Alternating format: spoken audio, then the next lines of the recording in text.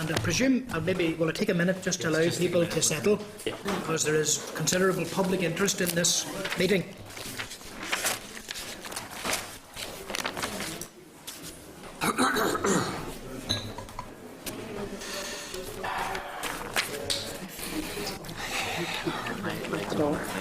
Mine's been drinking, it's not. Mine out the window. This Roger Luna, and you're not doing. I can't get mine. I'm stuffed. I'm going to shoot blind here.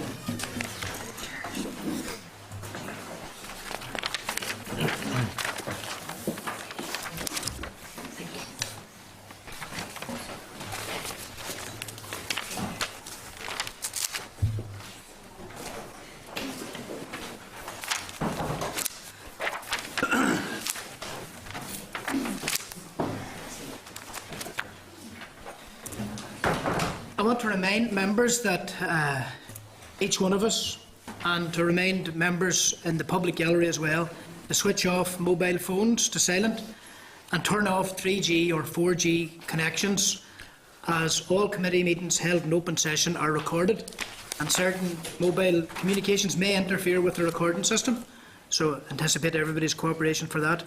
But also to say a warm welcome to members of the public who have made a valiant effort to come along this afternoon. It's obviously, there are issues being discussed today of huge public interest and of interest to very many people in the public gallery, so we do welcome your presence.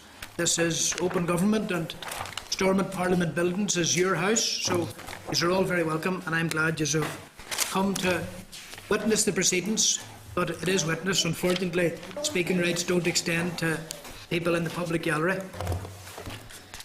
Okay, apologies. I'll just take apologies so far. Carla, there are apologies from your group? Yes, apologies from Phil Logan, Morris Morrow and David Hill. Okay, thank you. And Rosemary? Sandra. Okay. And there are no other apologies? Okay. I'll deal with Chairperson's business first. 2.1 2015-2016 financial statements. I want to advise members that a number of financial statements for 2015-2016 year have been made available. These include the DE Resource Account, the Northern Ireland Teachers Pension Scheme financial statement, the NICE financial statement, and the CNAG financial statement, NICE being the Integrated Education Council, and CNAG being Comhairle and the Gaelscolaoichta, the umbrella body for Irish medium education. Links will be shared when available. Relevant extracts from these documents will be considered at subsequent meetings. 2.2 in Chairperson's brief. Informal exchange, I'll describe this as. I want to advise members that I had an informal conversation with the Chairperson of the Education Authority on the preschool special school issue, and I did convey the committee's concerns on this important matter. I also want to remind members in this Chairperson's business section, and I'm doing this partly because of the large public interest.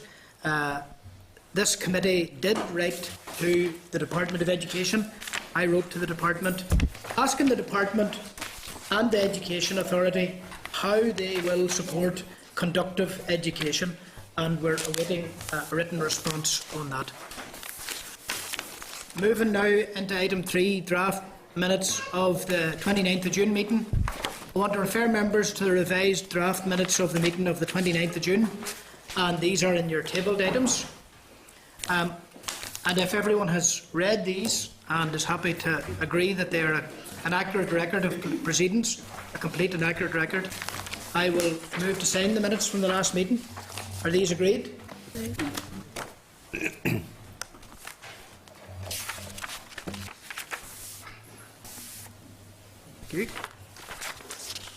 And I'm going to move on to the next agenda item since there are no matters arising.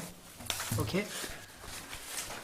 The next item on the agenda is an Education Authority update on special schools preschool provision. And at this stage, I'm going to ask Peter McCallion, the clerk of the committee, to address the meeting. Thanks, Chair. As you just indicated, first briefing is an update on preschool provision in special schools from the Education Authority. The Authority's response, considered by the committee at its last meeting, can be found at page 25 of your packs, and previous correspondence can be found at pages 25 to 59. This includes correspondence from PEAK, Parents for Education Equality Coalition. This was forwarded to the Authority for comment today. In tabled items, there's a response from the Minister to related committee queries. Unison has also written to the committee regarding issues in another special school. That's also in tabled items. And finally, in tabled items, we have additional correspondence for members' information. Okay, thank you.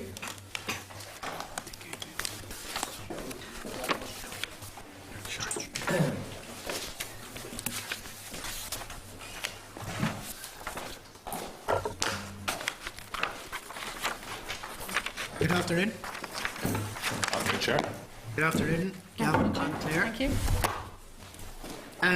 I want to welcome then to the meeting members the following witnesses: Gavin Boyd, and Gavin is, of course, Interim Chief Executive of the Education Authority.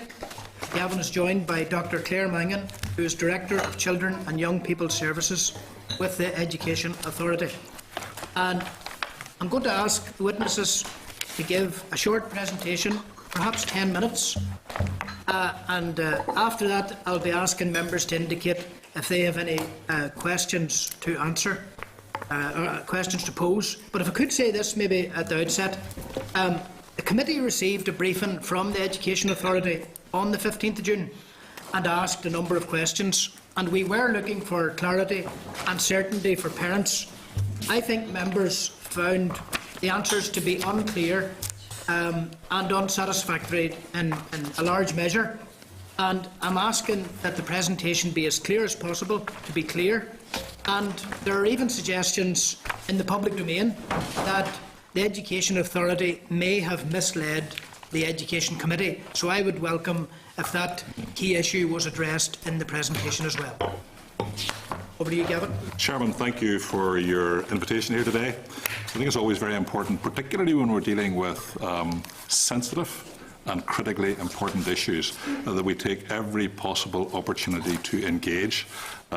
We have been criticised in the past in terms of consultation, and we've set out very clearly our determination to make sure that we engage as widely as we possibly can. Following our last meeting on the 15th of June, the committee requested some further information, which I think we provided to you in our response of the 28th of June. In your letter of the 16th of June, members were seeking assurance that there would be a strategic approach adopted in respect of the challenges presented by increasing demands for special educational needs support. We endorse that. We think that's absolutely the right approach that we have to take. In our response to the committee's letter, we provided details of the consultation arrangements that will form part of the review of early years provision in special schools. We will establish, as promised, a professional practitioner group and a parent stakeholder group. Detailed terms of reference, as referred to in my previous correspondence, will be presented to the Children and Young People Services Committee and the Education Authority Board in September, at which stage we will happily share those terms of reference with the committee. We also provided some further detail on the breakdown of additional demand for September 2016, the interim arrangements that would be put in place and the impact that that would have on the special schools affected, the geographic pressures and a number of other clarifications. Our strategic focus must be on the longer-term pressures associated with increasing demand. I hope that the work that we put into preparing for this review and our responses to the committee to date have gone some way to reassuring the committee of the very careful approach that we will take going forward. We understand, we're acutely aware that there are different perspectives about what provision should look like in the future, and we want all views to be aired and to be considered. At our last meeting, we set out interim plans to ensure that every child who requires a place in September 2016 can access that place. We've continued to work through those plans in detail. This includes, as previously reported, new nursery provision in some special schools, increasing the enrolment in others, and 6 special school nurseries moving to a dual-day model to accommodate more children. We are confident now that there will be the opportunity for every child to access a place, and we will meet our statutory obligations. I'm very conscious that this exercise is done to try and ensure that we provide the best possible support for these very young children. But I do want to acknowledge the fact that when we're looking at a significant increase in demand, my colleagues in the Education Authority have worked extremely hard to try and ensure that all the related statements, that places are put in place for these children. And I do want to acknowledge the work that all of my colleagues have been putting in to try and ensure, to the best of our ability, that all of these young people are appropriately supported. The arrangements that have now been put in place will not only ensure that every child who requires a place in September will get one, but also, and most importantly, that there is sufficient capacity to allow for the placement of children who become known to us at a later stage, i.e. there will be children who will move into the system part the way through an academic year. We have to ensure that there is capacity to deal with those children. And that is simply a function of the very young age of these children, the statementing process, and how long it takes us, once the children are identified, how long it takes us to ensure that they get proper place. If we hadn't made these adjustments, we could be faced with upwards of 60 children without places, and we would be in breach of our statutory duties. This wouldn't be an acceptable situation for everyone. In the same way that I identified, there are different perspectives as to what the long-term solution might look like. I'm conscious of the fact that there are different perspectives as to what the short-term solution should look like. On Friday the 1st of July, the committee forwarded to me correspondence from Parents for Equal Education Coalition. And in that correspondence, they outlined a number of potential solutions. This group had previously met with the chair of the authority and the director of Children and Young People Services.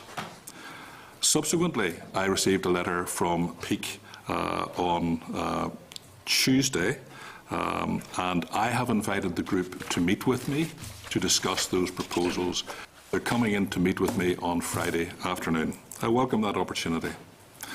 In the submission that they made, the parents identified the fact that they don't know the children who will be seeking places.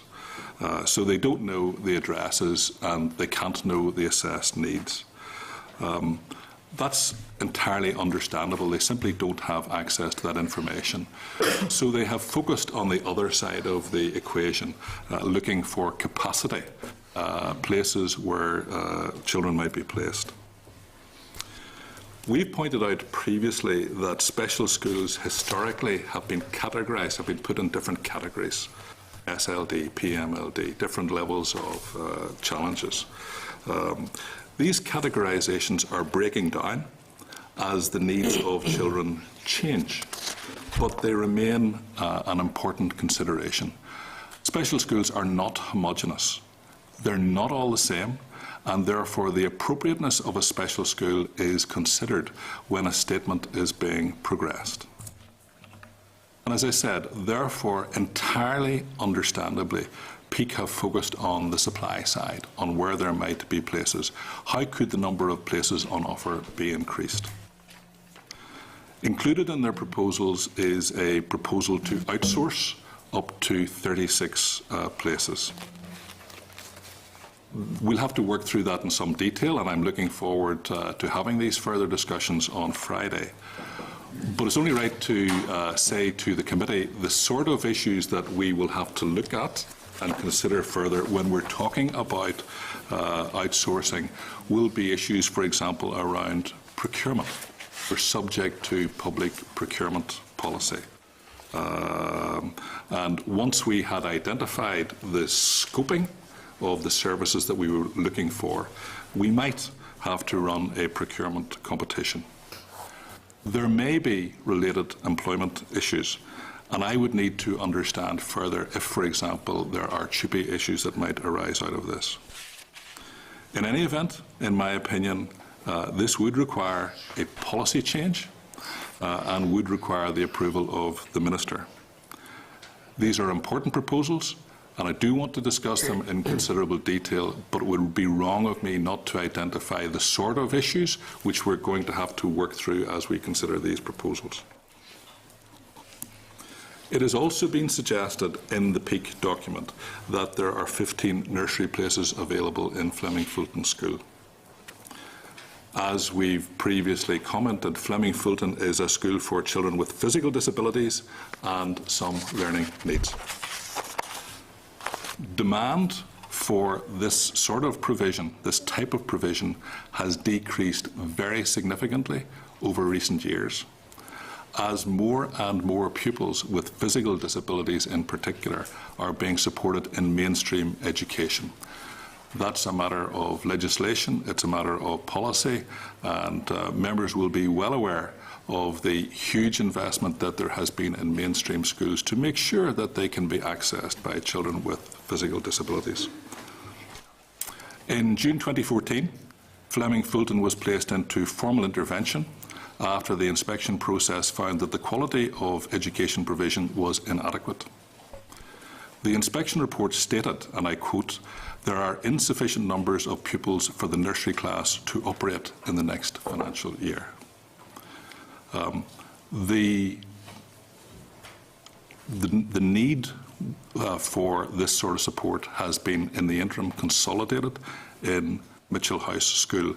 And members will be familiar with the recent inspection report on Mitchell House School, which identified provision there as being outstanding. Mitchell House has increased its capacity for September 2016 to accommodate pupils presenting with these particular needs and to ensure that there are viable class groupings. I should also make it clear in passing that all the places in Mitchell House for these children are made available on a full-time basis. At the last meeting of the committee, it was suggested that there are currently 4 pupils whose parents have indicated a preference for Fleming Fulton. Having looked at the assessed needs of the children, it is our professional view that placement for all of them at Fleming Fulton is not appropriate. For those who do fit the profile, they can be accommodated at Mitchell House in September. That means, on the basis of current expectation, and I have to make the point that that's current expectation, i.e. today, we will not be placing nursery children in Fleming Fulton in September. It does not mean that the nursery provision at Fleming Fulton is closed. It means that we will continue to review the situation on the basis of the needs of the children. There has been ongoing engagement with Fleming Fulton, and Dr. Mangan and I most recently met with the Principal and representatives of the Board of Governors on the 20th of June. I commended all of those involved for the good work and the progress that has been made since the school was placed in formal intervention in 2014. I acknowledged that if the good work continues at the rate that it is progressing, we expect that the school will emerge from formal intervention in a very strong position. We agreed that the school will have a vital role to play in the provision of special education at Belfast, and that we will continue to work with the school as we develop the model for provision for the future. Indeed, I wrote to the Principal of Fleming Fulton last week, coming out of our meeting, and if I can quote from that letter, We had a good discussion about the changing needs of children going into special school, and in particular the complexity of these needs and behavioural issues. We identified the need to very carefully plan how we could make provision for those children alongside the children in Fleming Fulton School who currently present a different range of needs. We agreed that you and your colleagues in Fleming Fulton have a vital role to play in the provision of special education in Belfast, and my colleagues will continue to work with you and your governors as we develop the model of provision for the future. Chair, thank you very much. Okay, thank you. Can I just ask a couple of questions before I bring in other members? Again, I just want to go back to this notion of whether or not the Education Authority misled the committee on the 15th of June. For example, it was said at the last meeting that the Board of Governors of Fleming Fulton had said they didn't want issues pertaining to their school discussed here or addressed here, and we have been told subsequently that that was not the case. So, a very direct and specific question: did the Education Authority mislead the Education Committee on the 15th of June? Chair, may I deal with this particular issue? I just want to give you some background to this so that we're all very clear, because it's very, very important. I attended the Board of Governors of Fleming Fulton School on the 14th of June 2016. I was accompanied by a senior colleague from Children and Young People Services at that meeting, so I did not attend that meeting on my own. The meeting lasted almost 2 hours, and at that meeting, and I referred to this at the last time that I was here, and I reiterate this point, the Board of Governors expressed concern regarding reference to Fleming Fulton, which had reportedly been made at the Education Committee meeting in the Assembly on the 8th of June 2016. They reported that concerns that had been referenced at committee that day relating to their school were discussed in this context. The Board of Governors at the meeting that I attended on the 14th of June expressed their concern that this had a negative impact on the staff in the school, who required further reassurance after that particular meeting in relation to the school. It was reported that efforts had to be made by the school to calm the staff on the basis of what had been said. It was clear, certainly at the meeting that I attended on the 14th of June, that there was a high degree of emotion and sensitivity in relation to this issue. I assured the school that I would not discuss Fleming Fulton in public, given the level of anxiety that had been caused at the previous meeting, and on that basis that assurance was made. This representation of events is clear, and this representation of events is shared by my colleague who was in attendance at the meeting.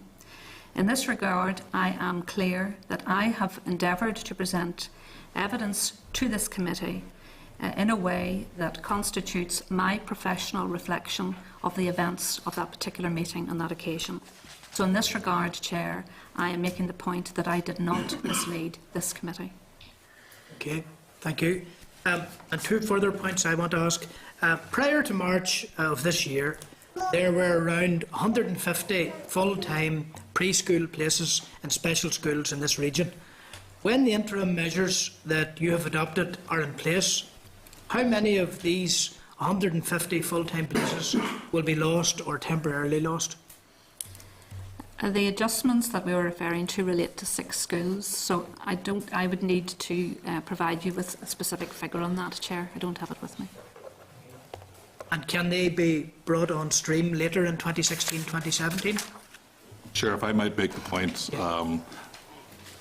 we anticipate that the review will shape provision with effect from September 2017 onwards. So we make no judgment at this stage as to what the shape of that provision is going to be, whether it's full-time, whether it's part-time, or whether it's a mix of the two. I think we have to let that review work through its course, and we're absolutely determined that there will be no attempt on behalf of the authority to shape the outcomes of that review before it started. Okay. And in relation to Fleming Fulton, after the next ETA inspection, might those additional places be brought on stream? Chair, what I would say in relation to Fleming Fulton is we've made it absolutely clear, and I wrote to the school to make it absolutely clear that we believe that they've got a fundamentally important role to play in the shaping of provision, special schools in Belfast well into the future. We do have to take note of the fact that the objective for which Fleming Fulton was set up 59 years ago, that mission which they served very well over many years, things have moved on. I set out the legislative and policy perspective, how it's changed, how we expect those children who typically would have accessed Fleming Fulton in the past, we expect to see them in mainstream schools, but we have to develop the provision in Fleming Fulton to meet the needs of children as they present now, and they will be an important part of that discussion going forward. And then in a more general sense, given that you're aware of these pressures since September 2015, why are you waiting until now? Has the Parents Equal Education Coalition made the run-in? Are you reacting to their proposals? Why could you not have shown leadership in this matter? Pick up the demand. Yeah, the issue around demand, Chair, last year we placed around 300 children in early years places in special schools throughout Northern Ireland. We were aware this time last year of an increased demand in one geographical area, which was around the Bangor Ards area, and adjustments were made in 2 special schools at that time to meet that specific need. It's important to bear in mind that the information in relation to children in the early years is usually referred to the authority from health. So we are very reliant on health referrals through child development clinics and through other assessment clinics that take place within a health context. If there are delays in terms of children being assessed in that context, that has an impact on when the authority is notified about the needs of particular children. So the issue really for us is that from September 2015, whilst we were aware that there was an emergent need in some areas, the extensiveness of that demand became more evident in the spring of 2016. And in that regard, from the spring of 2016, we have been making very significant, reasonable adjustments to a number of schools to ensure that we can increase capacity. So the issue around could we have known fully in September 2015? The answer to that is no. And in fact, even over the past number of weeks, further children are being identified through the statutory assessment process who require special education provision. So we will be continuing to work to meet the needs of those children during July and August. Okay. Chair, can I go back to the first part of your question? We have a huge amount of experience in the Education Authority. I have a lot of very, very experienced colleagues in this area, but we don't have a monopoly on wisdom. And I'm very happy to look at suggestions, proposals that come forward from any source and should remain so at any time, I think. Okay. I'm going to go to other members now. One member has indicated, and no others will shortly. Catherine has indicated. Catherine, yeah, thank you, Chair, and can I just welcome you both here today. I know it's under sort of disappointing circumstances. Gavin, you said during your delivery there that special schools are not all the same, and I don't need to remind you that children aren't either. And where our most vulnerable children are concerned, full-time provision is so vitally important. In the previous meeting, I called for you to go away and be flexible and adaptable in seeking solutions to the problem identified, and I too received the documents from the Parents for Equal Education Coalition that seems to suggest that there are 71 spaces out there that aren't being properly utilised. So my first question, and the Chair has said that we will be allowed a supplementary, so just my first question is, since we last met, and aside from potential to meet them on Friday, what efforts have been made, what engagement has taken place, what consultation has took place in order to try and solve this ongoing situation? If I'm just going to say, firstly, the situation is that last year we worked to place around 300 children in early year special school places. This year, the expectation is that would require up to 365. On the basis of the adjustments that have already been made, which were outlined at the last committee meeting, we are clear that we can meet need for September 2016. And even within the arrangements that currently apply, we know that in some special schools there are spaces. So that still gives us contingency within our existing special schools estate to meet need. Since the last meeting, reference was made at that meeting to the potential for MenCap to provide provision, and I did make an assurance that contact would be made with MenCap. A senior officer from the authority visited MenCap facilities yesterday, and again we have indicated that we will have further engagement with MenCap in August. But that would be again as part of looking at arrangements in the future, rather than, as Gavin has already indicated, some of the impediments that would relate to providing provision in September 2016. Okay, so sure. Just, I suppose, phrases like meet need, to meet need, that we're meeting need. You know, it is my opinion that we're not meeting need because we aren't offering full-time provision to those children. So I don't think need has been met.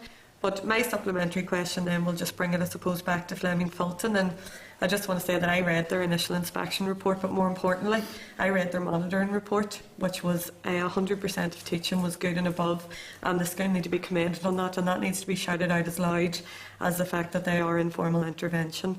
And I think that's extremely important. I think formal intervention, from my experience as a teacher, is when you support a school. And it's my belief and my feeling, and I'm engaging with the staff, the governors, the principal, that it looks like they're being punished. And that's how they feel. And that's not what formal intervention is about. It's about supporting a school through the process in order to get them on their feet if that's needed. And my concern here is this, and I've been contacted by parents. Parents' choice is being ignored. Parental choice is the most key core of all of this. They know their children's needs the most. And if parents want to send their children to Fleming Fulton and there's a nursery open with space in it and a member of staff fully trained and ready to go, I really cannot understand and I really cannot comprehend why we're not a feeling of that. I really can't. Chair, if I can assist in relation to that. The issue around special schools is that there are different types of special schools still. Fleming Fulton is still defined as a school that caters for children with physical disabilities and some generalised need. At this moment in time, the type of children that require special school placements are children who have more severe to profound learning disabilities. They are a more complex type of child, and this discussion was shared with the Board of Governors of Fleming Fulton recently from the point of view of saying that some of the children that are now coming forward in the early years have profound learning difficulties and are mobile, which actually can impact on the composition of the class grouping. The authority is the managing authority for Fleming Fulton and indeed for the controlled special schools in Northern Ireland, and we are required through statutory arrangements to place children in schools on the basis of their age, their aptitude, their ability and in relation to the efficient use of resources. At this moment in time, we do not have sufficient children with physical disabilities to require opening a nursery in Fleming Fulton in September 2016. And the reason why that is the case is that the children who require that specific type of placement can have their needs met in Mitchell House. That situation is a situation that we will continue to review, and that is a situation that we will continue to review as we move forward in relation to the needs of the children who are assessed in subsequent years also. So at this moment in time, yes, parents may state a preference as part of the statutory assessment process, but that's also got to take cognizance of the very specific needs of the children through the assessments that have been taking place through the professional advice givers.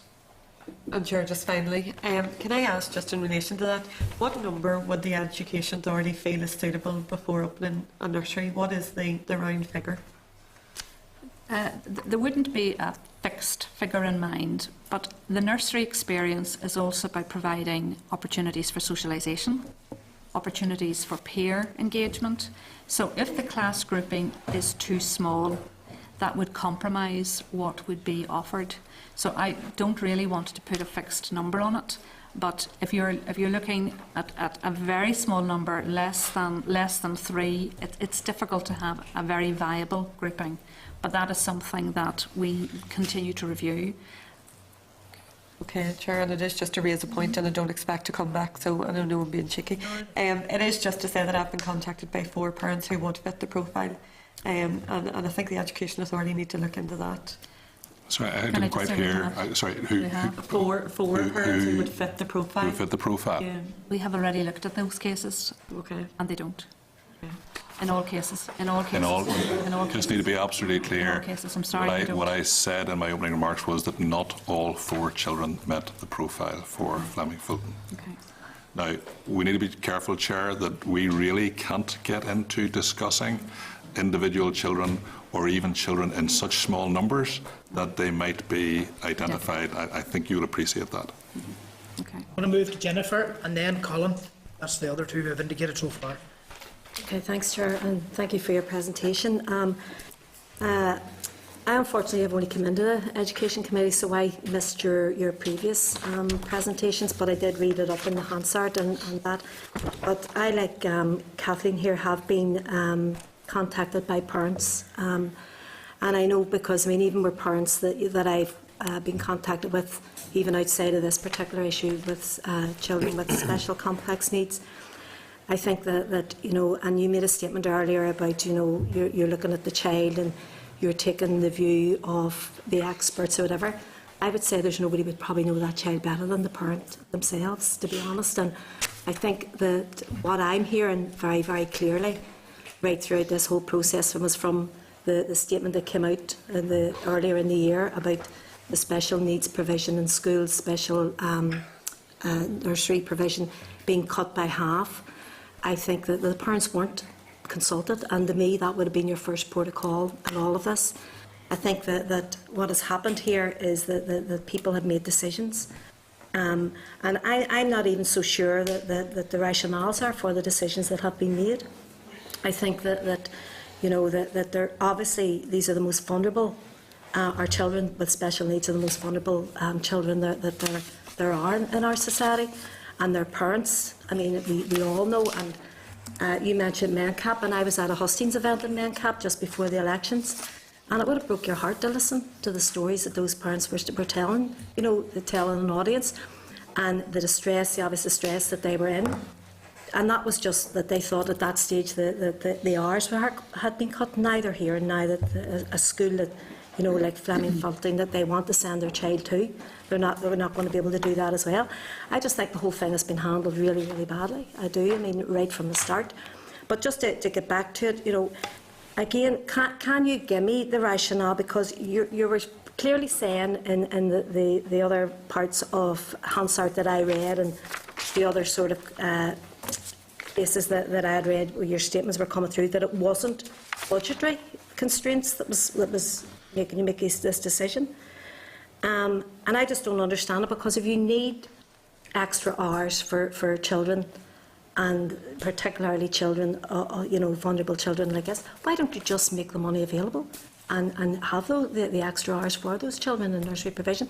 When you talk about statutory sort of, you know, what you have to do in your statutory legislation and all this, but in cases like this here, you know, I think we have to look and see, you know, I mean, why would we make a decision to take, what is it, a couple of hours of a child with somewhere that their you know, their socialisation could be helped, their development could be helped, everything could be helped, and you're also helping that parent as well.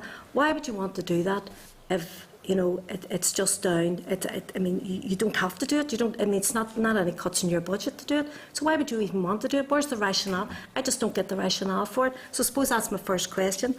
And, you know, again, just getting into it, like Kat, I've been contacted by people and have got different, and I don't want to get into different families, but even, you know, down throughout, I mean, the whole system, and I've worked with yourself, Gavin, on this in previous, to try and even get, you know, a child, the meetings with the educational psychologist is a nightmare for parents, an absolute nightmare. The waiting list, and you're going back and you're going forward, and then what happens is the parent isn't, you know, consulted right through the process, doesn't know where it's going to end up.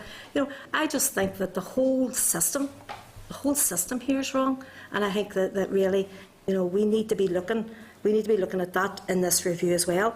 But in my opinion, the people that you should be talking to are these children's parents, because they're the people that know their children best, and they will know what's best for their children, rather than people. And that's no offence to people that have that expertise. You know, we need that as well, but we really need to be consulting with parents. Chair, I want to respect Jennifer's question, but I think I said the last time I was here, I didn't want to try and justify a previous decision that was made and has been set aside. And if I were to, and I understand exactly where you're coming from, Jennifer, but if I was to seek to answer why you did that, that would start getting into trying to justify a previous decision, which we're not. I'm not prepared to justify that, and the reason I'm not prepared to justify it is because we want a full review going forward. We want every perspective on this to be brought on the table, and with all due respect, I think if I got into trying to justify what was being done before, first of all, it's not appropriate for me to justify the decision being put aside, but secondly, it might create the impression that all we wanted to do was go round the houses again and arrive back at the place that we first thought of. And I've said before, but I'll say it again for the record, that is not the position that we're taking up on this. Secondly, just to repeat the point, we understand that there's a whole series of perspectives have to be taken into account. We said before we didn't handle the consultation around the previous decision at all well. And if we've learned one lesson out of that, it is that we have to ensure that all perspectives, including the perspectives of parents, are taken on board as we move through this.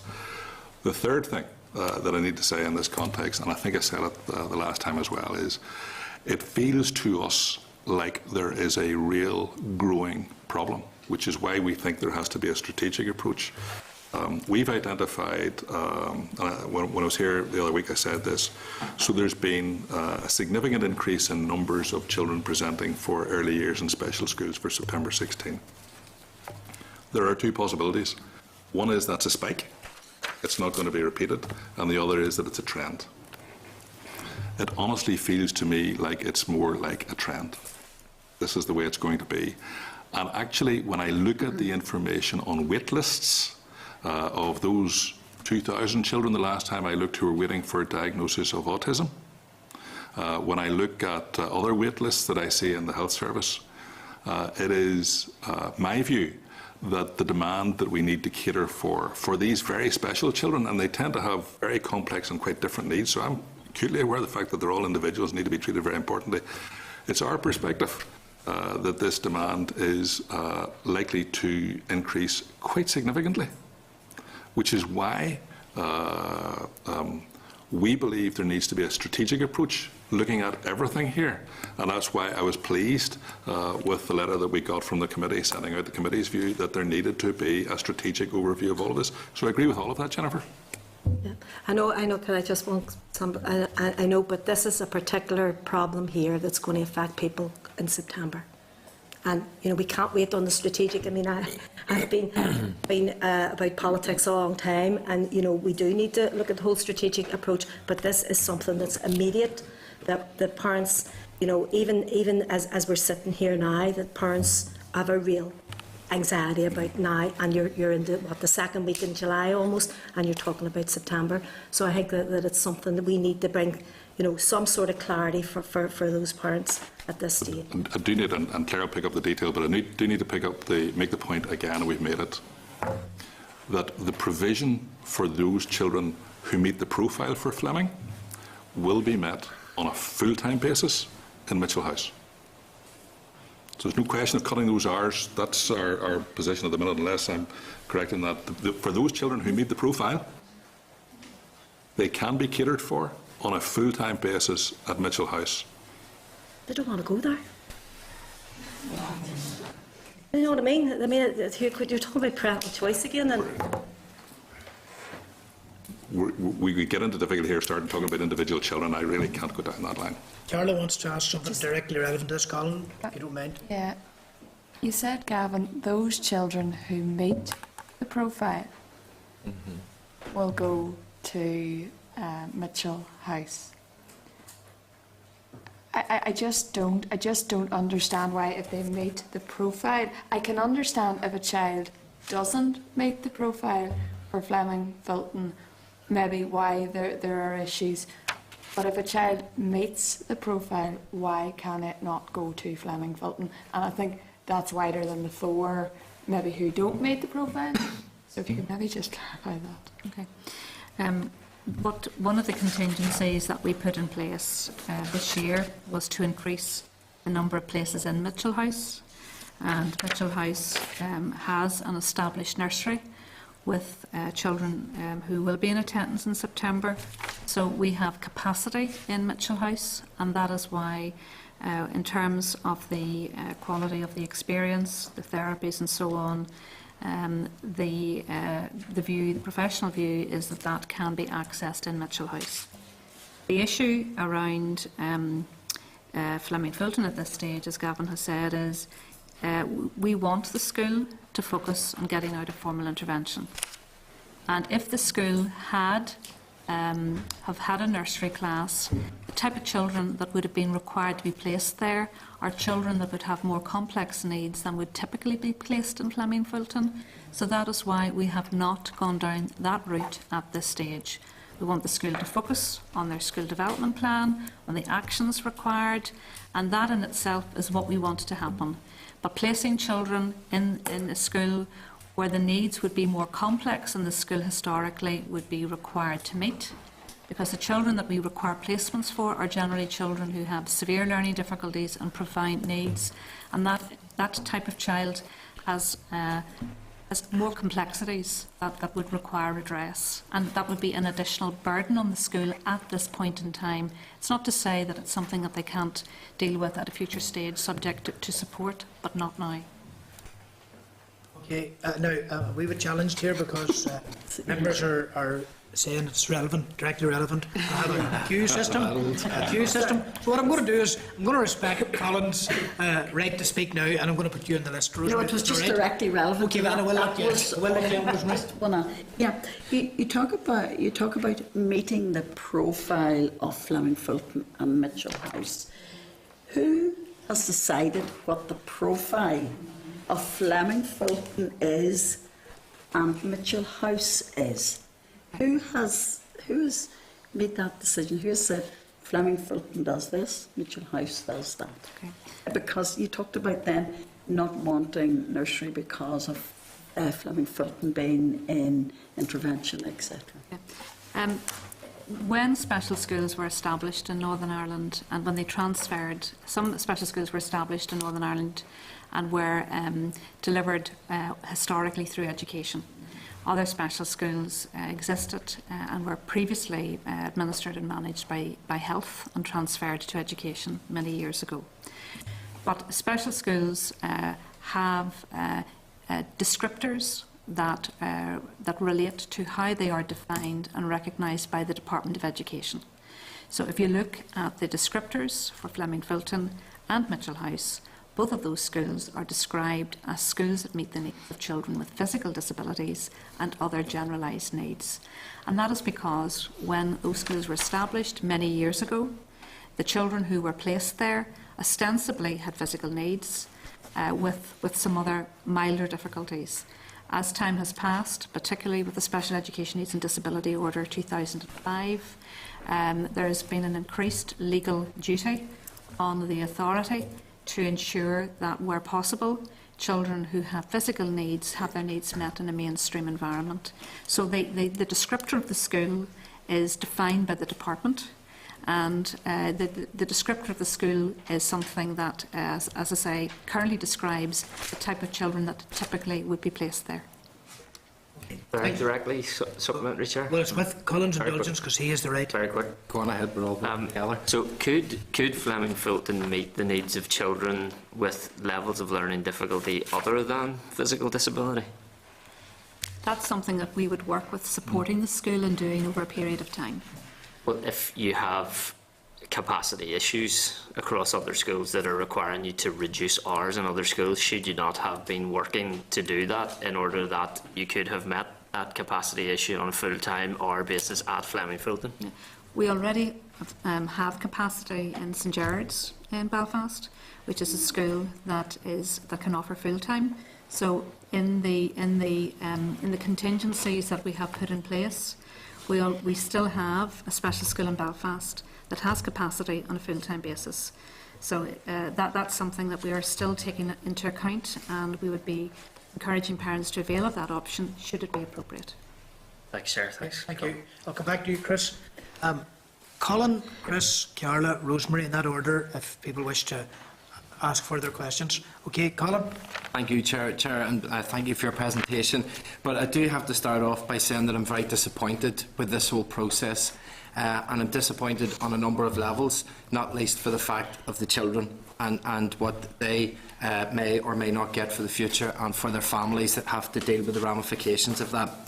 I'm disappointed that we're talking today about children, and I hear terms like meeting statutory obligations, being subject to public procurement, policy changes, and it feels very cold. And I feel that some of the presentation that we got today, many as a politician could be very proud of it, because I don't think it gave us a lot of information, but it felt like it was doing its best. And in fairness, that disappoints me, and I just want to put that there on record.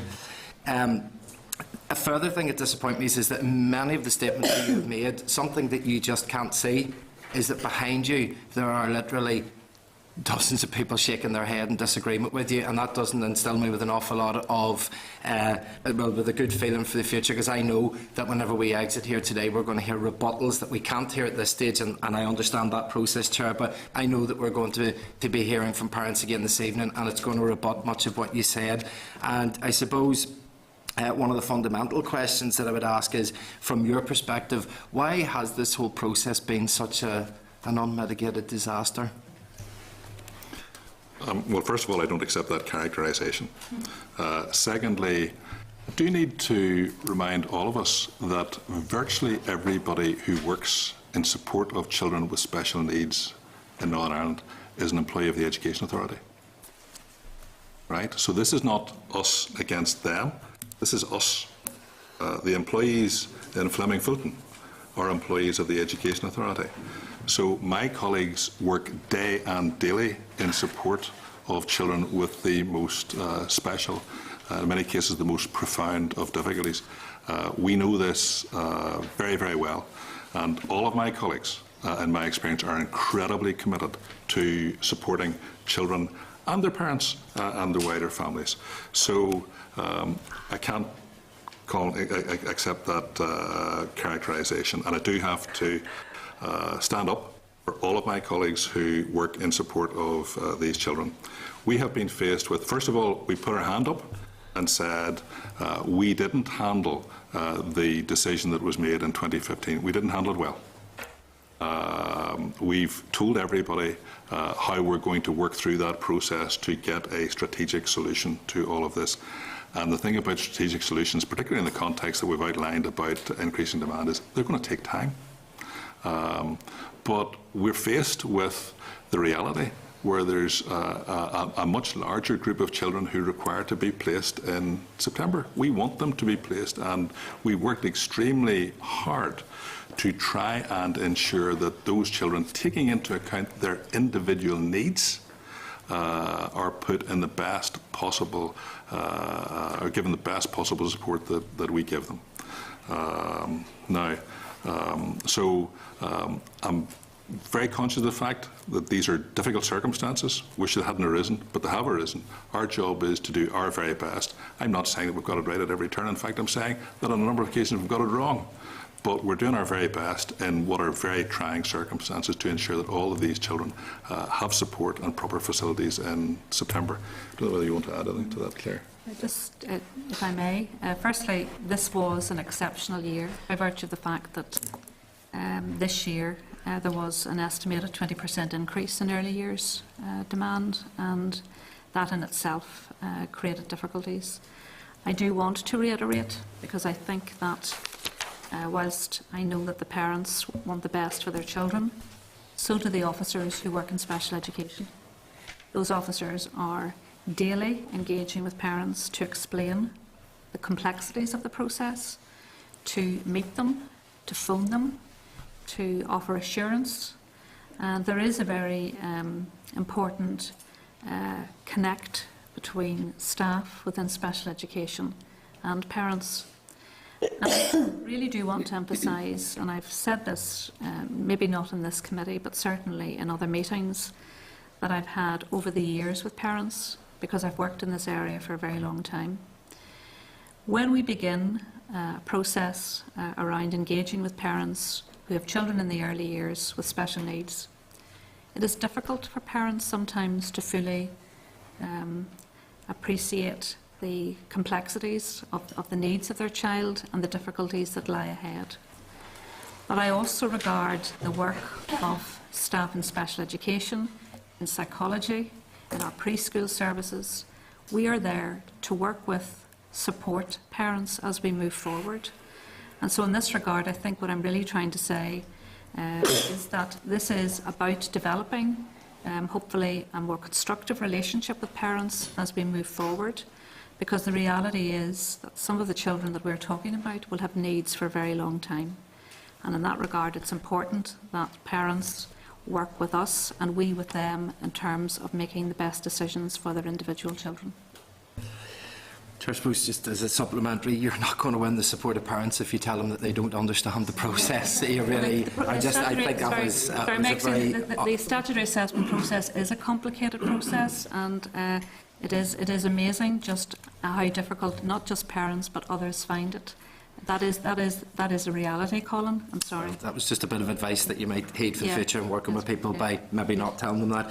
Yeah. There were issues, Chair, regarding descriptors and also mention about budget. Is it true that Torbank have requested to expand their facility but have been told that that can't happen and that budgetary considerations might be there? And I suppose the difficulty in understanding some of this is that, you know, you've said that Fleming Fulton has, that because of the changes that there has been, people have been adapted and have moved to different facilities, but yet the very defence of not developing Fleming Fulton is that you can't because there's been a change, and it seems like you're allowing the change to happen, that schools are getting more accessible, which means that the pupils can attend the mainstream schools, but then you're saying that you can't change the definition of Fleming Fulton to open up the facility that is there to other children. It seems that maybe if you changed the descriptor there or worked to that you might have been able to try and open up that capacity.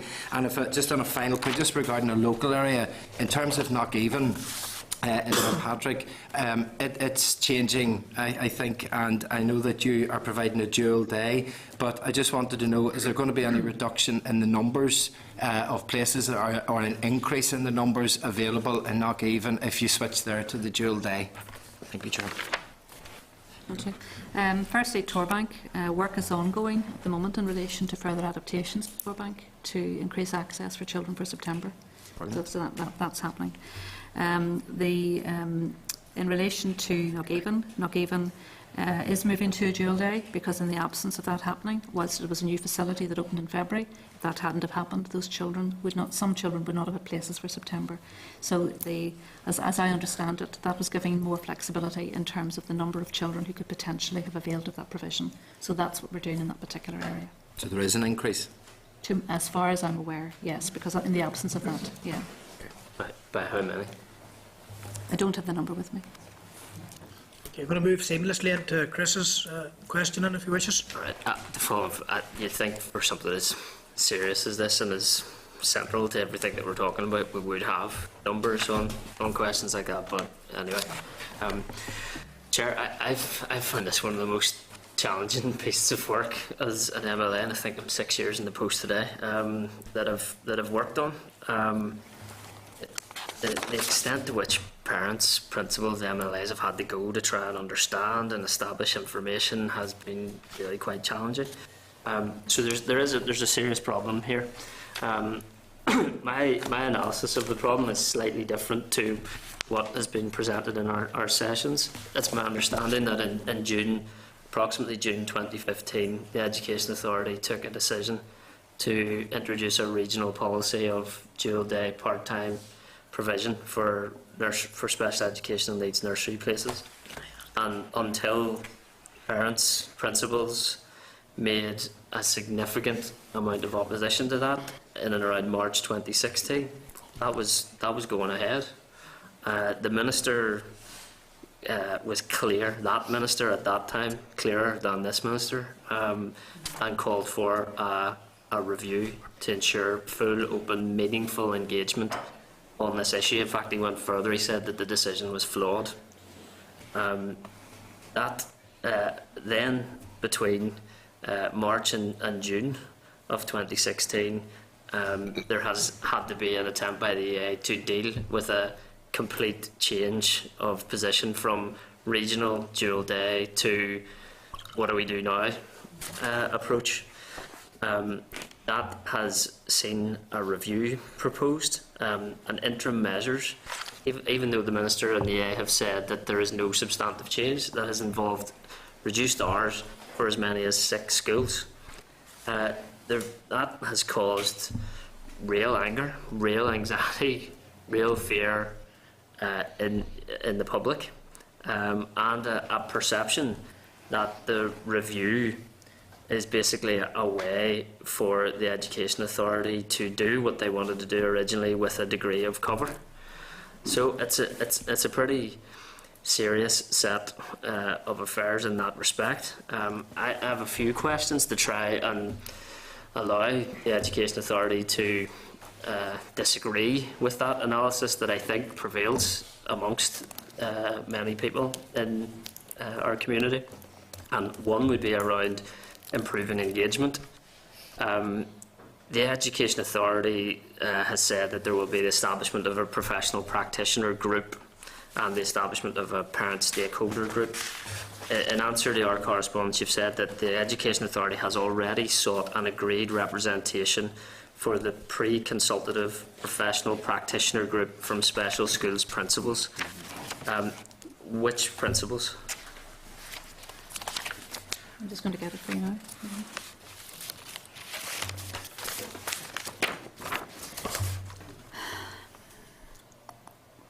At this stage, we have approached the special school principals on 2 occasions in relation to seeking representation on what we are defining as a pre-consultative professional practitioner group.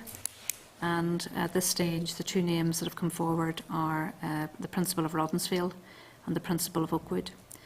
At this stage, we would like more nominations from the special school principals to be on this group.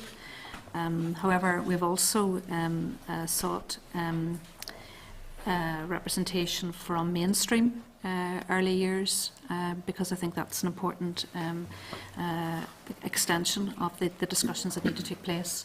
So at this stage, we have 2 names, and as far as I'm concerned, I would like to see more. How were the participants called for? They self-nominated. What does that mean? They were asked at a principals meeting. They were all asked. They were all asked. The principals of all special schools in Northern Ireland have been invited to be part of this group. They at the meeting with the special school principals, of which there have been 3 this year, and at the second meeting and the third meeting, reference was made to this issue. And at the meeting that took place with the special school principals on the 15th of June, it was reinforced that we wanted nominations. And at this stage, we have 2 names. But I'm making it very clear to you that I would like more, and we will continue to engage with the principals to obtain more nominations. Okay. Well, I'm to be honest, and that answer leaves me unclear as to exactly how you did call for them. But will you? I don't know how you do, given we're in holidays now. But will you directly contact all principals of special schools in Northern Ireland to advise them of the opportunity to be part of this group?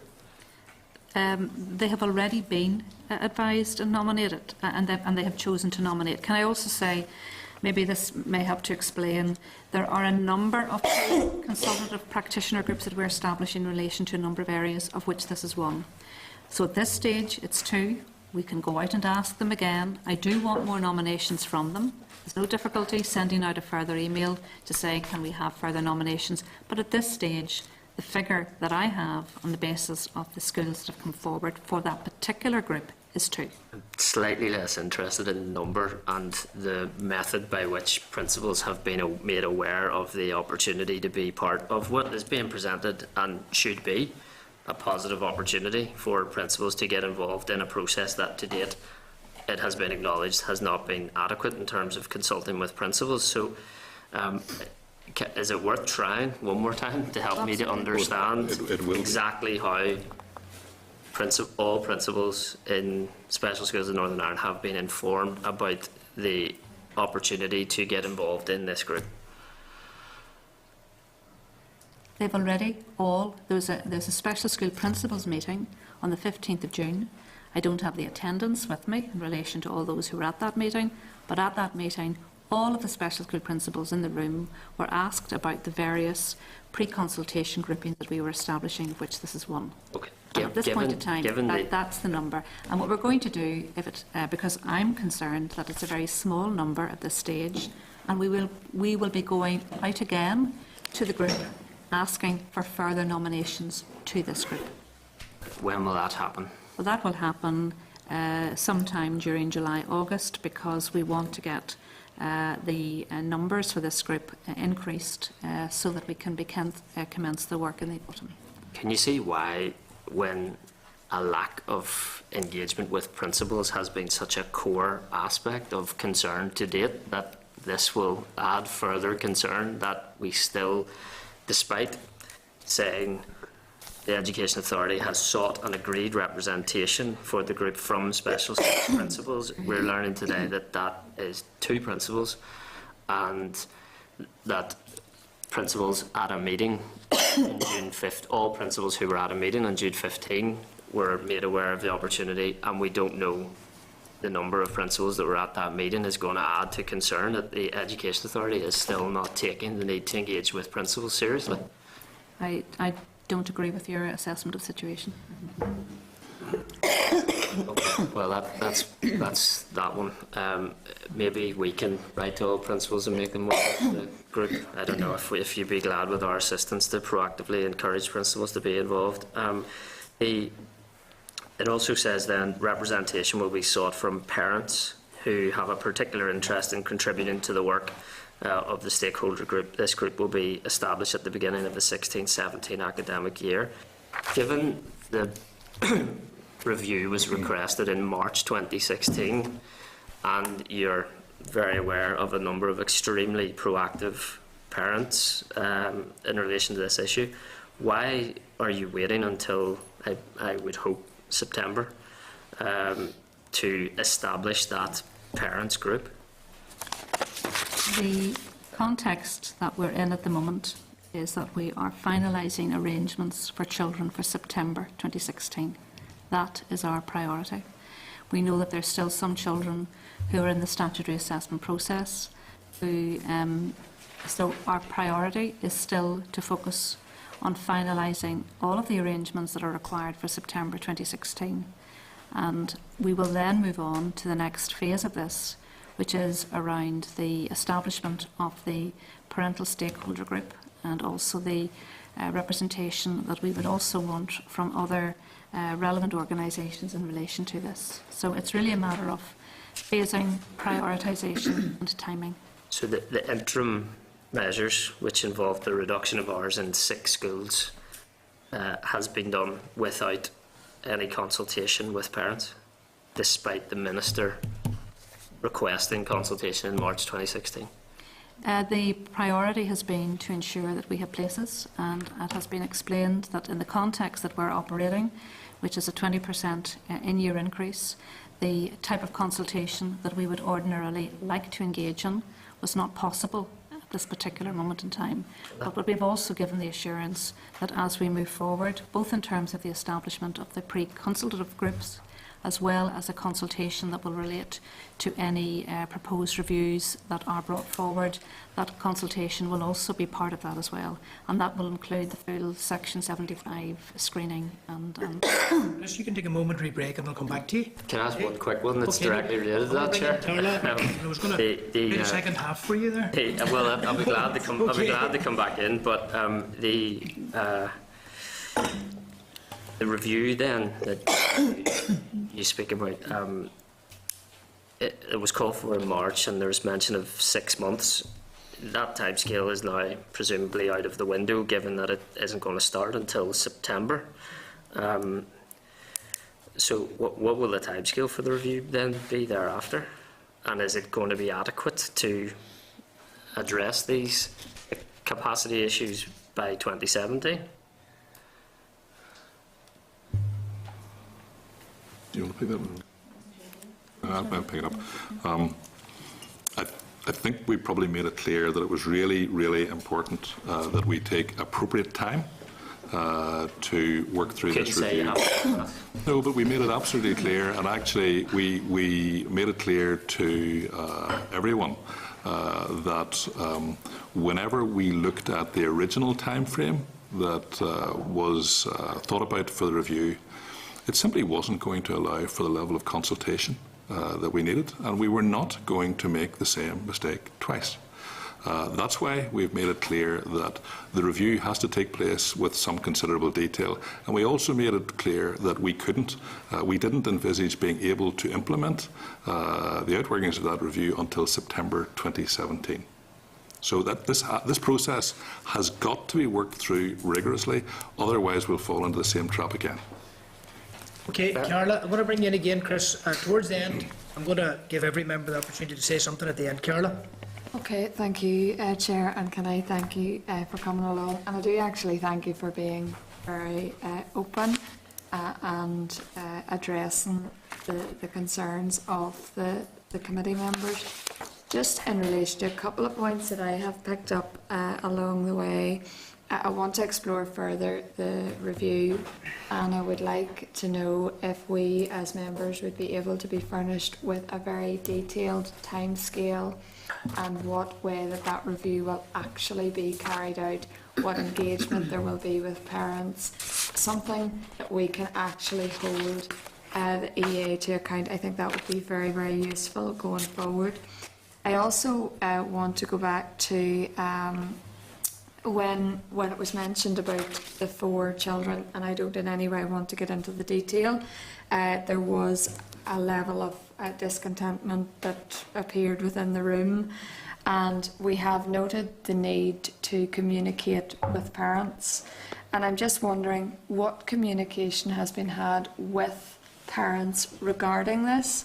Have parents been sat down and told exactly why that they are not eligible or they don't meet the profile, and likewise have the principal of the likes of Fleming Fulton been sat down and told exactly around their categorisation and around the profile of a child that is actually permitted under the current rules and regulations of the EA. So if you could answer that.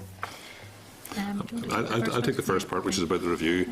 I actually, in my own mind, believed that the reply that we gave to the committee, the letter of the 16th, essentially was a commitment that we would do exactly what you want to do, Carla. We'll provide you with all the documentation, but this process, if it's going to be successful, has to be an absolutely open and transparent process. So the committee will be fully informed, and I'm very happy to provide that level of information.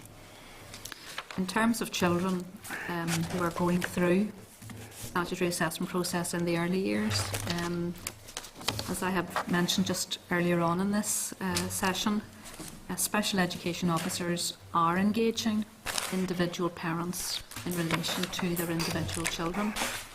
So that process is ongoing, and in doing so, it is endeavoured, because the situation is complicated in terms of where there's provision, what type of provision is it, and also in terms of the professional advice that comes forward in describing the needs of particular children.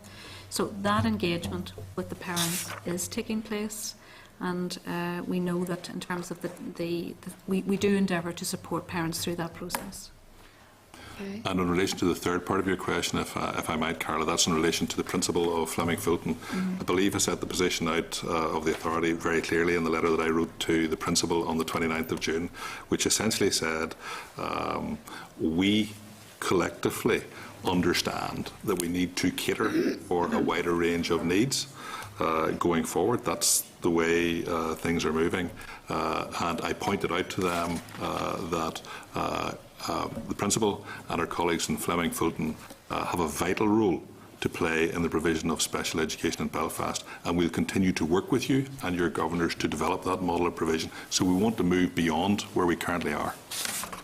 Okay, and very, very quickly, just in relation, and I asked a question earlier around those who did meet the profile for Fleming Fulton, but we're going to Mitchell House. I just want to revisit that very quickly and say, you know, where are we in terms of parental choice in an instance like that?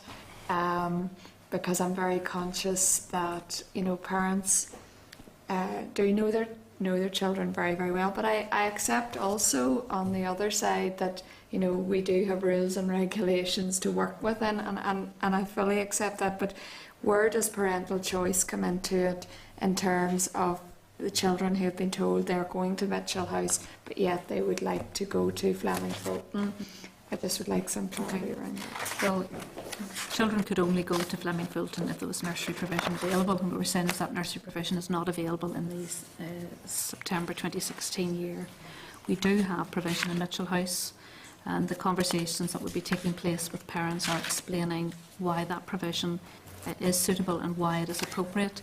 That is why part of the process around stating a preference, it's a preference, but it's not an entitlement, and it's important to differentiate between those two very significant positions. Yeah, and I actually appreciate that, and I recognise that, because in normal circumstances, when you're applying for a nursery, you know, I have it every year within the Upper Van constituency, someone doesn't get their number one preference and it has to move, and that can be highly frustrating. So I do accept that, but I think it's maybe your choice of language around saying Fleming Fulton doesn't have nursery provision, but then on the other hand we're being told that it isn't closed, that it's open.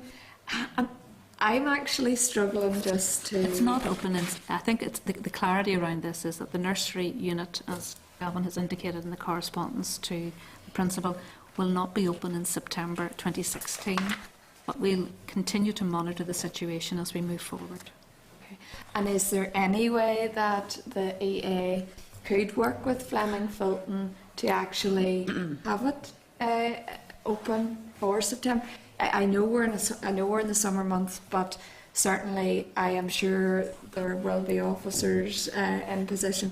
Is there no way that we actually can? Because I think that would actually be a good news story from the EA's perspective, to actually say, look, this is the type of engagement that we're going to involve ourselves in going forward. When we develop provision, it's based on the assessment of need of the children. And we did say at an earlier stage in this session that the children who need places at the moment are children with more severe to profound learning needs. So in that regard, we have worked very hard, and I really do want to emphasise that the officers in special education have worked extremely hard since throughout the springtime to try to meet the needs of children for September. So at this point in time, there is no intention to have a nursery unit in Fleming Fulton for September. And the other reason why that's the case is we're still able to place children in Mitchell. And furthermore, if children in the Belfast area did need a placement in a special school, we also have capacity in St Gerard's. So we still have other options should they be needed. If Fleming Fulton received support and beyond another ETA inspection, could it open up in 2016-2017 year? During the year? I think, if I may make the point, Fleming Fulton will receive support. We made that absolutely clear. We will be working with the school, and we make this point about the profile of the intake of the school is going to change. And we need to work through that very carefully with them. And I couldn't predict exactly, when we'll be in a position to do A or B, but what I'm absolutely committing to is that we will work with Fleming Fulton to make sure they're in a position to deliver really good quality education going forward. Could it open later in 2016-2017?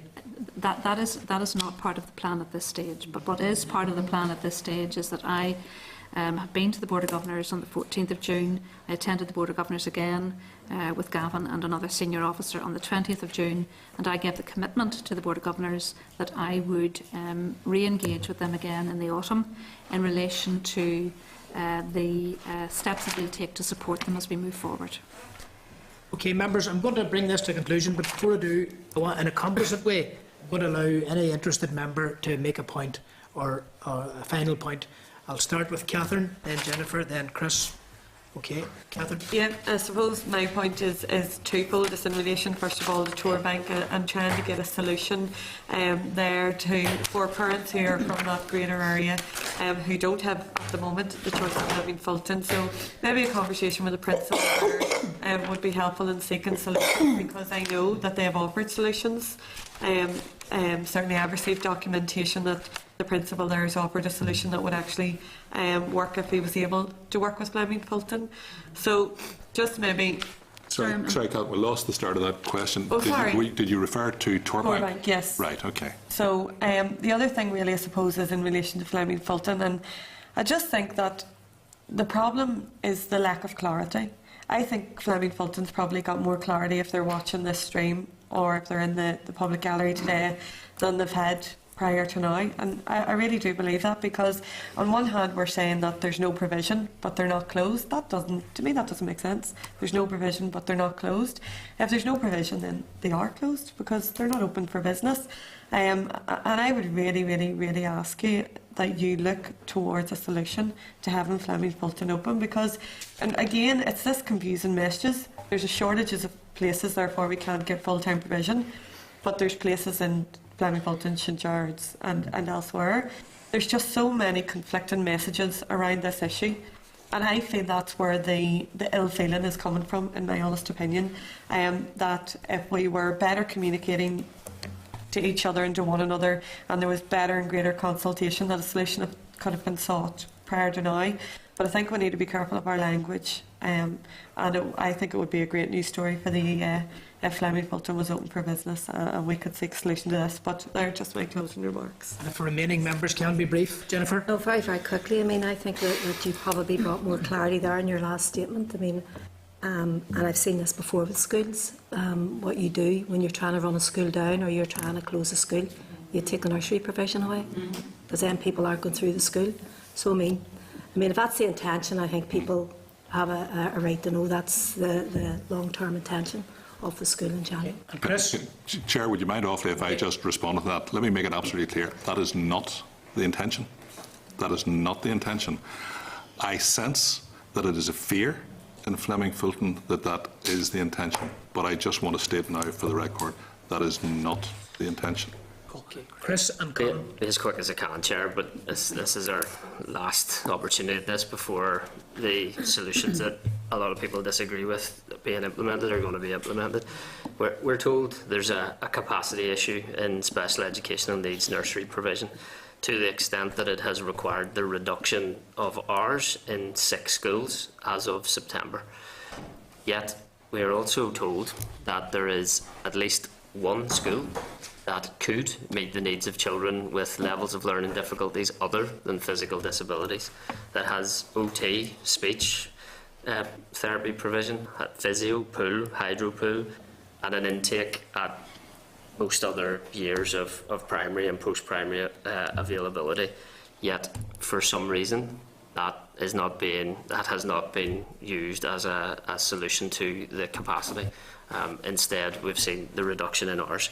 The Strategic Leadership Forum for Principals, Special Educational Needs Principals, put forward a paper, Chair, that said that it represented discussion feedback given to the Strategic Leadership Forum Committee from 40 special school principals, vice principals and governors. And in relation to this, it said that staff, governors and parents totally disagree with the concept of a dual-day nursery model, which has recently been imposed upon some special schools. Such a limited and constrained model of delivery goes against the philosophy and foundations of early intervention and will cost the system. It can be argued that reduced hours only serve to hold back and restrict the development of children with complex needs. The limited hours ensure that children in special schools fail to get the high levels of support they require within a collaborative framework. Furthermore, children with PMLD have life-limited illnesses and may already have limited access to schooling by the nature of their medical conditions. They will get even less schooling under a dual-day nursery. I'll finish quickly, Chair. We would like to be given an opportunity to discuss the options for discontinuation of this model that serves to marginalise and water down early intensive support strategies that are required to address the complex needs of all children enrolled in special schools.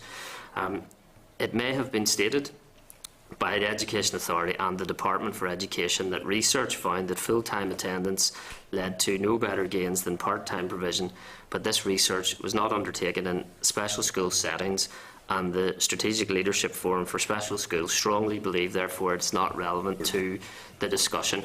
That's information that's put before me. I accept that people may have contrary views to that, but I haven't. No one has contacted me to say them. So can the Education Authority, realize we're pushed for time, Chair, but respond to that extremely strong submission that is juxtaposed with now an additional reduction in hours in 6 schools as of September? Okay, thank you. And Colin? Chair, just unfortunately, what I'm going to take away from today is points like the question about is Fleming Fulton Nursery open? The answer telling us that it's not closed. Us asking can they take children in September and being told no because it won't be open. Whenever we get that type of conflicting information and it's not clear, I'm sorry, I find it very difficult to understand any of the rationales. I'm going to offer a final opportunity then for the Education Authority to respond. I think, Chair, the answer to Chris's point is the review. This is precisely when all of these issues will get a proper airing. And our job is to make sure that that review is carried out professionally, in a timely fashion, but that everybody gets the opportunity to put forward their views.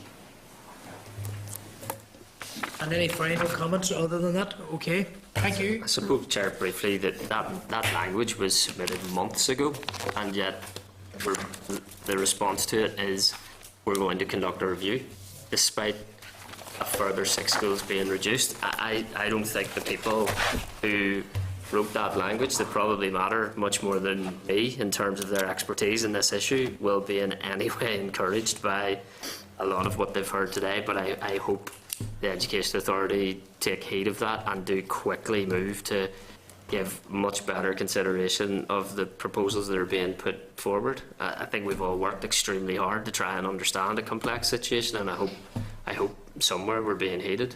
Okay, and thanks to Gavin Boyd and Dr. Claire Mangan of the Education Authority for coming this afternoon. Thank you very much. Yep. Okay.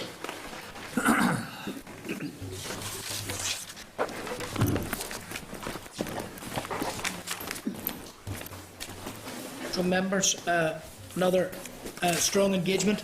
After officials have taken their leave from the meeting, I'm going to seek members' views on follow-up action points, essentially.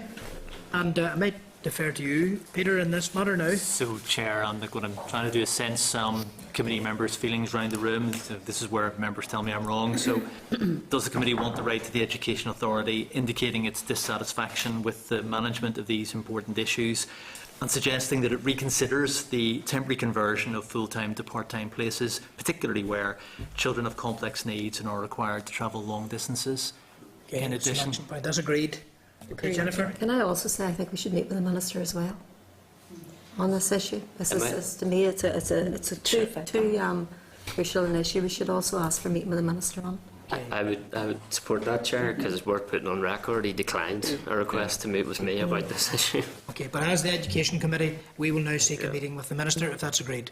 I think it's important to note that the Education Authority are the governing body around this, so I think we have to hold them to account. But more than happy for the Minister to be invited. Okay, we will ask the Minister to come before us on this matter. Any other additional suggested action points? So, Chair, just around the information, the committee had previously sought some information, and I sensed from members they weren't satisfied with the answers. So perhaps we might seek again details of the equality screening for the decision, information about the membership and timescales for the consultative groups, the breakdown of demand in terms of need. They give us the breakdown by geography, but it's actually, I mean, the witnesses refer to autism, etc. So maybe there's a tale to be told there about where the additional demand is coming from, and information on the impact of the changes on a school-by-school basis. Okay. Can I qualify that? I think so. That is the number of pupils at each school last year, compared with the number of pupils that will be at the school this year, and their understanding of the capacity of each school. Catherine? Chair, can I just add a request in so that we understand the number of vacant places not being utilised across the north, please? Okay. Colin? Chair, can I ask, can we get clarification about Fleming Fulton? Because I heard ridiculous answers there that completely, in one sentence, contradicted exactly what the person said. And it's a straightforward question. Can the unit or the class be opened in September, and can it receive children from parents that want to place their children there? And if not, why not? And even goes so far as to saying, do we need to ask people other than the Education Authority for an answer to that question? Because I don't know if we won't just get the same answer again, and it seems to go round and round in circles. Yep. Okay. Okay, we're going to try to reflect your concerns in correspondence to the Education Authority and the Minister. Chris? Yeah, my last comment is a previous one, Chair, where we suggested a committee inquiry into special educational needs, perhaps targeted nursery provision. I know the clerk has advised that the Public Accounts Committee intend to consider that, but that'll be one of the topics considered at our strategic planning day. okay. I'm reassured that the questions that we're asking are the type of questions that would contribute towards that, but I think we as a committee give principals and parents an opportunity to give evidence on record on all of these issues, because I'm in no way reassured that the lack of consultation is in any way being adequately addressed. It didn't happen prior to September 16, which, given a ministerial request, was in March 2016. It's unacceptable. Okay. Another alternative suggestion might be a stakeholder event early in the autumn in the Long Gallery, and the people that we have become familiar with attending the committee meetings in the last few weeks and before that, give them a chance to have a say. Okay. Yeah, too, Chair, absolutely. But I think they deserve their opportunity to give evidence to a statutory committee. No, Chair, just to go back to the point that was made, I think obviously those issues we can do that. But I think in terms of the Fleming Fulton issue, there's an urgency there. You know, I mean, we've asked, I think it was a couple of people asked them to actually, you know, to look at their decision and change their decision. I mean, as much pressure as possible that we can put on anybody, I mean, where we can, because I think it's very, very important that the parents that want to send their children to that school have the facility to do so. Yeah, just around Fleming Fulton, I maybe would slightly disagree with Colin in the sense that I do think we did maybe get our answer in relation to Fleming Fulton for September. I think that's very clear, but I still think there is merit in us as a committee pushing over the next 2 months to try and have it in place for September. I think they were quite clear that it's not going to be open for September, so I think we should be doing everything in our power to push them towards that September. Yeah, I'd agree. And Chair, it's just to say that the Education Authority don't look like they're changing their mind anytime soon on that. And if we need to put that in our correspondence to the Minister, then that's what we should do, because it is the Minister who holds them to account, as well as ourselves. Given that there is a summer recess to break up, I can advise colleagues that I have written to the Chair of the Education Authority to request a meeting with the Education Authority Board, and I'd be more than content for a cross-party deputation of MLAs to attend that meeting, which might be one other way, as Carla suggested, for us to keep some of these issues on the table. But I do think we have to acknowledge that that initiative's outside of the committee. It is outside it, but thank you for your indulgence, Chair. Cheers. Thank you. Can I just clarify? I understand they said that that there's going to be nobody there in September, but they've made the point that it's not closed. So how can something that's not closed not be open? That's the disagreement that there is there. It's to understand that difference in that approach. Okay, thank you, members, for your close engagement on this issue. That was necessary, and further work to do. We're going to move now into the next part of the meeting, and Yeah, we will be going into closed session on a matter to do with Irish medium education nurture units. It's a strange. Really strange. Seem to be holding. I think we're agreed, members, that we're going to go into private session on this one. This is the Northern Ireland Assembly Committee Room 30. This Open session, of course. Back to open session and correspondence. I want to refer members to pages 180 to 237, where we have 7 items provided under correspondence, and the clerk might speak in a manner which will help us to dispose of same efficiently. Yes, Chair. There is a index page which is at page 178. I mean, most of these are actually, I think, fairly straightforward. There's an invitation from Rathcoole Primary, which I would suggest members note because it clashes with our strategic planning day. There's a request for a meeting from the Autism Northern Ireland and National Autistic Society about broken promises. I'm sure we'll tell Rathcoole Primary, of course, yeah. and it clashes. Absolutely, Chair. So whenever we get correspondence and the committee doesn't want to do things, we always acknowledge, you always get an answer, we don't leave them hanging, unless it's like a mass meeting or something. So broken promises, the committee previously agreed that that the chair would meet informally, and we tried to arrange that, but it was not the chair who cancelled, it was others. So we'll return to that in the autumn. Okay, Joint Consultative Forum. This is basically a group that includes CCMS and the old education and library boards. They always meet on a Wednesday, and it always clashes with our. So I guess members cannot attend.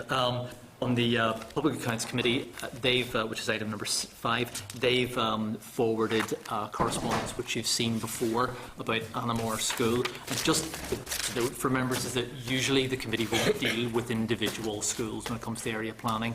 Whenever the area plans are produced, the primary school ones, I think the last time, were 3 full Labour Arch folders, and the post-primaries were about the same. And that was the Education Authority's shortened version. If you included all of the material that came from schools, you could probably fill the room. So just for members' info, the Executive Office has sent some correspondence about the PFG, the Executive Office Committee have sent us a paper all about outcome-based PFG measures, which is something the committee will be getting into in the next session. And then Belfast Met have invited the chairperson and I think the committee to visit at some point in the future.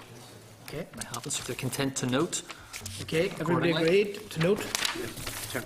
Okay, forward work programme. I want to refer members to the draft forward work programme at page 241. And okay, we'll continue to have the Comhairle and Gaelscolaoichta more introductory general briefing in the autumn. Members agree? Agreed? Yep. Okay. Agreed. And are you content with the draft forward work programme as amended? Delighted? Ecstatic. Okay. Any other business section of the meeting? Do you have any other business? If not, Chris, go ahead. Yeah, I suppose just checking if how we are up. We've obviously agreed quite a few actions further to the meetings today. We updated via email, obviously, over the summer. No extra special arrangements to meet again, or just updated via clerk. Yeah. Usual way we deal with this is that we collect the correspondence. If there's anything interesting, then we'll bring it to members' attention. But usually we would hold all of that until September. So we have the meeting we have in September, which will be quite short. There'll be like 50 or 60 items of correspondence. I'll pick out. Well, the members will see them all, but I'll pick out the high points. Okay. It takes forever. Yep. And then we're moving into the date, time and place of the next meeting. The next committee meeting is scheduled for Wednesday the 7th of September at 10 o'clock a.m. in Torbank Special School, Belfast. For those of us who don't know, where is it? It's not far away, and we will send you. Dundonald, just beyond Dundonald, yeah. So it's about 6 miles from here, is it? Best constituency in Northern Ireland, yeah. Okay, okay. It's quite close to home. And then this meeting will be followed by the committee's strategic planning session. So I'm going to put the question now, and I can't imagine any of you will oppose me, that the committee meeting does now adjourn. Here, here. Adjourn. We're adjourned. 30.